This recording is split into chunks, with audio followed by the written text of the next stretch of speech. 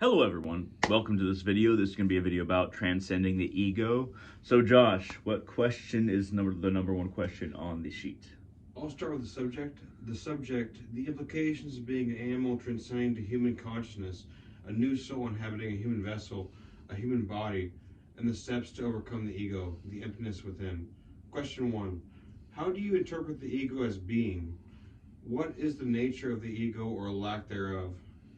The nature of the ego is to aid in self-identification. It allows one to figure out exactly who they are and where they are. They need a central point. It's kind of like this philosophical question of, if you can name one thing that you know, then you can build off of that and kind of form into it what other things you know, and then branch off into things that you don't know. So the ego is very effective for allowing oneself to figure themselves out as being in the point that they are and the exact person that they are. It's not meant to hold one back later on. It's more meant to aid in self-identification so that you have a point to move beyond, a point to move forward from. Does that make sense? Yes. Question 2. What can be done to chip away at the egoic emptiness within? So to chip away at the egoic emptiness, because the ego is empty. It's not empty in the Zen way, or in the Taoist way. It's more empty in the sense that it does not facilitate force. It does not continue on in any kind of realistic way when it comes to spirituality or even religion a lot of the time. To chip away at the ego, one has to understand one's limitations. We have to understand what we can do, what we can't do, and the limitations of our societal influence, our friendship influence, our family influence, and realize that all of the things that made us who we are usually filtered through the ego. We make up this identity. And that need not be the case ultimately. But right now, it's very good to figure out exactly who you are, but understand that that doesn't mean that people in other cultures, other identifications are less. It just means that we have this one identity. But we should not look down upon other people for being a different identity. And chipping away at the ego involves realizing your own limitations, but also realizing the extent of your abilities. A lot of people who have big egos will think that they are better than other people because of what they can do, smarter, faster, better at this skill, that skill. But really, we have a different hand. We are dealt a different hand.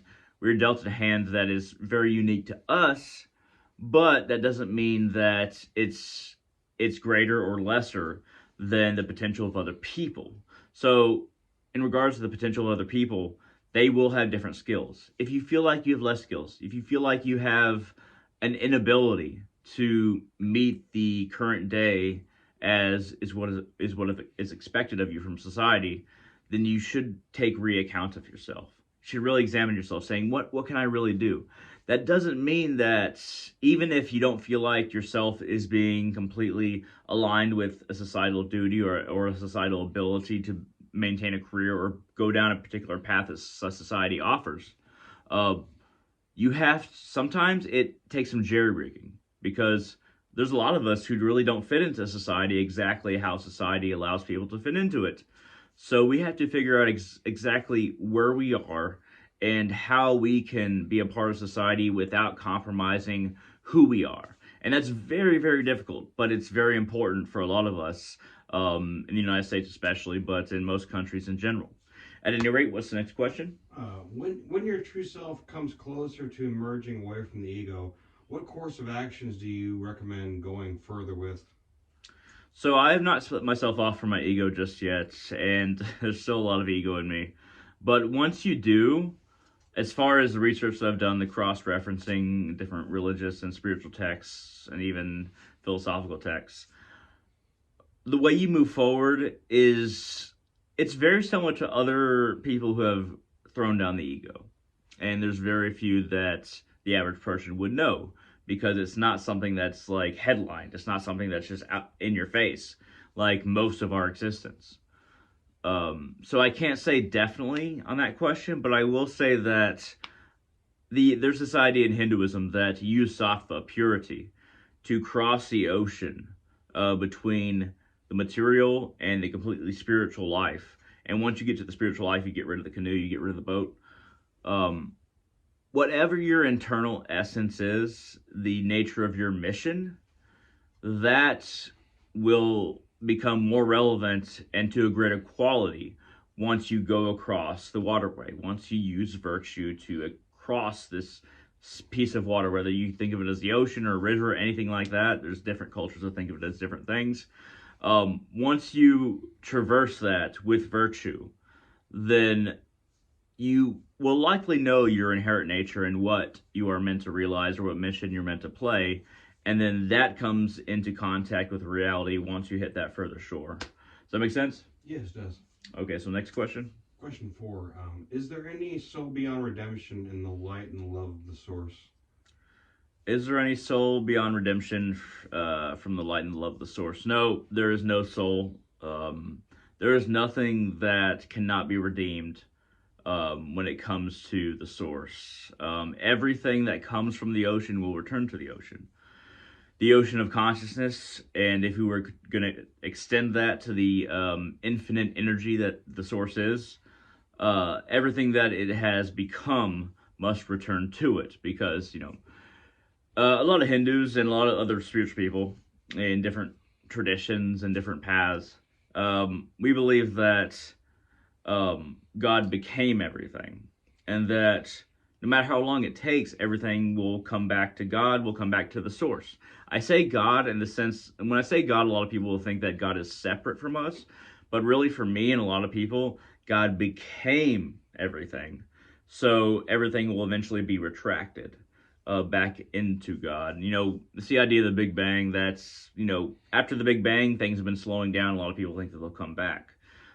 This is no less true as far as consciousness.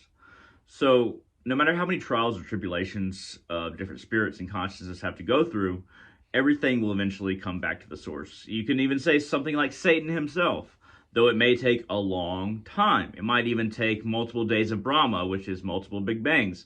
Because after, Big Bang, I usually think of the day of Brahma, and then time that where everything is not existing is a night of Brahma. And then you have a day and nights of Vishnu and Shiva. But regardless, there is no point of experience and consciousness that cannot come back to the source, because that is where it is from. And to think that anything would be separate from the source forever at any point is to think that there's multiple gods in the ultimate sense. I might think that there's ultimate gods in the immediate sense, but these are all masks of the infinite. But to think of something that will exist separately from the source God for infinity is actually polytheism in the worst way possible. Granted, Odin and Kalima first, are my patron gods that I connect to and work with. But do I think that they'll always be separate from the source? No. So that's the long-winded explanation of it. At any rate, does that make sense? Very much so, yes. Excellent. So go on to the next question. Last question. What book or books would you recommend to help transcend the ego? Okay, so to transcend the ego, autobiography of Yogi, the Upanishads by the 108 sages, but just type in the Upanishads, you'll find it. It is said by Hindus that the Vedas are the grass, the Upanishads are the cow that feeds upon the grass, and the milk that is milked from the cow is the Bhagavad Gita. I definitely identify more with the Upanishads because it's very universal, very soul-oriented, and seeing the soul behind everything.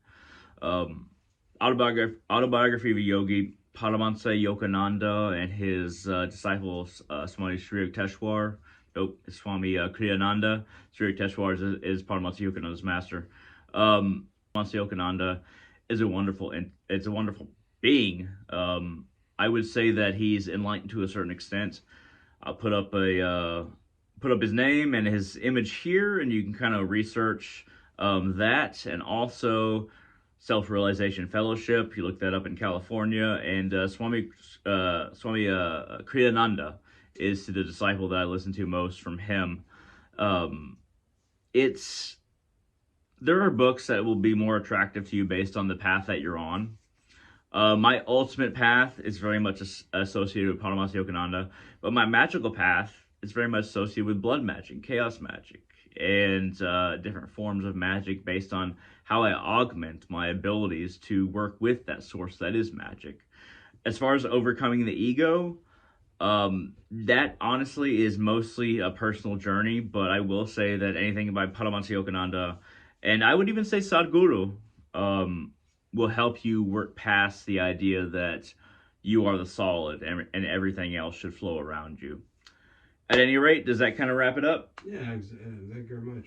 All right, excellent. So, if you have any questions, comments, concerns, anybody that's watching right now, shoot them down in the comment section below, or contact me at www.facebook.com/Hunter Salazar, HUNTER Salazar.